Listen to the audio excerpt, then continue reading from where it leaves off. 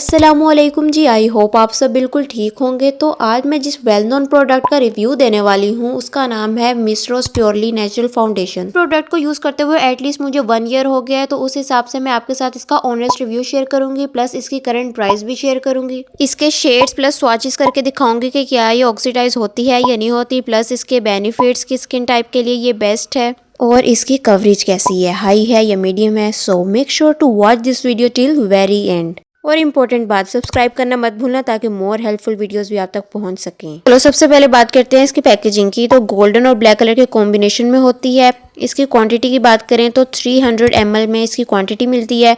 Price जो है ना इसकी 500 से लेकर 600 तक होती है। 500 से 600 के दरमियान में आपको मिल जाएगी। डिफरेंट वेबसाइट की डिफरेंट प्राइस होते हैं और डिफरेंट दुकानों के भी डिफरेंट प्राइस होते हैं, तो इसी के दरमियान में ना आपको मिल जाएगी। अफोर्डेबल फाउंडेशन की बात की जाए तो अफोर्डेबिलिटी के लिहाज से मिस रोज की फाउंडेशन जो होती हैं वो काफ़ी अफोर्डेबल होती हैं। अच्छा, इसकी कवरेज की बात की जाए तो इसकी कवरेज काफ़ी अच्छी है। मैं आपको ना इसका स्वाच करके दिखाती हूँ और फिर मैं इसके लाइव रिजल्ट दिखाती हूँ कि क्या ये ऑक्सीडाइज होती है या नहीं होती।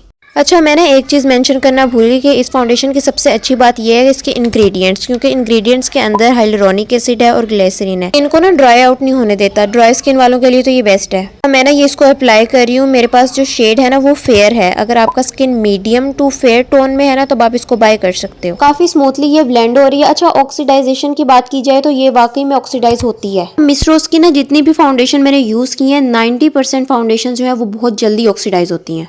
अब मैंने इसको अप्लाई कर लिया। मैं थोड़ी देर बाद आके आपको दिखाती हूँ कि ये कितनी ऑक्सीडाइज हुई है।